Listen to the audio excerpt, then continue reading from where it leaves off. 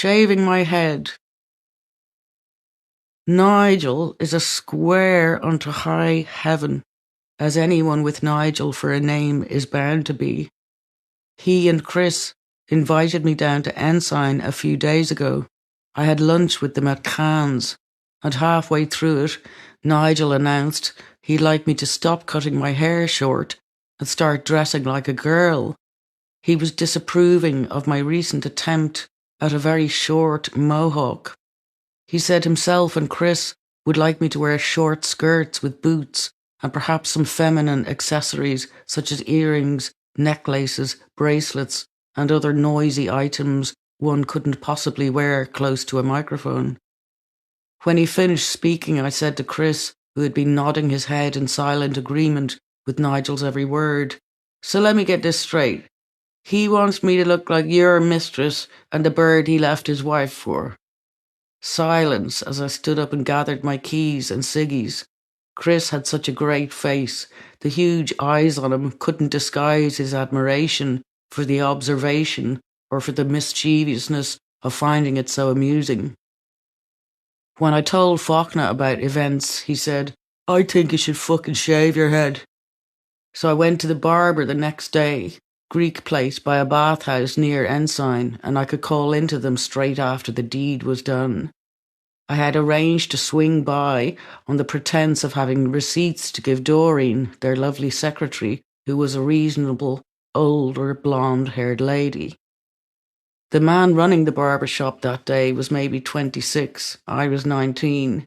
He was indeed Greek, mildly plump, short black hair, dark 5 o'clock shadow. Clearly he'd been left in charge by himself, and despite the fact he had no customers but me, he was in somewhat of a flap. I slid into his red leather chair and announced, "I want to look like a boy." And when it dawned on him exactly what I meant, which because I didn't speak any Greek, I made clear by a series of hand gestures that I think might have at first confused him, he went running for the phone on the wall, maybe to call the owner, tears beginning to well up in his eyes. There was no answer. He was all alone. "Please don't make me do it, please," he beseeched, hanging up the phone and walking towards me with his hands held as if in prayer, his tone as soft as if he had given birth to me himself. "Your beautiful hair."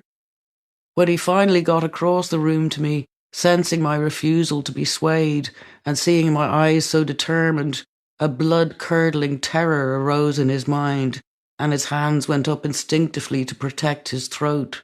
"What will your father say?" he uttered with a very sharp intake of breath. And, "What will your brother say?" he said as he let it out. Then another sharp breath in and a horrified pause, and then, "Oh my God, what will your boyfriend say? Oh my God."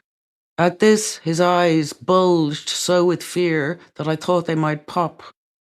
And with additional hand gestures, because he didn't speak much Irish, he let me know he really didn't want to risk any males coming around to beat him up. I assured him no one would, though by this stage I was rather considering beating him up myself. After I'd convinced him that I was the sole author of my own destiny despite being female, and explained that my father was in Ireland, conveyed by running around the shop with my arms out like a plane, saying, "Irlandes, Papa est in Irlandes." He agreed to do it, but he made his feelings abundantly clear all the way through. "It's not right to do for girl." When he finished, I stood up to face him, and one tear rolled down his right cheek. Me, I loved it. I looked like an alien. I looked like Star Trek. Didn't matter what I wore now. When I walked through Ensign, I got stunned silence from Nigel. Doreen, with her back to him, gave me a silent double thumbs up with a playful smile, and Chris asked me to sit in the car with him later. "Why have you done it?" "Because I want to be me." "Can't you be you with hair?" I said, "It's you who needs hair, you baldy old fecker, not me. Why don't you let me help you find a doctor?"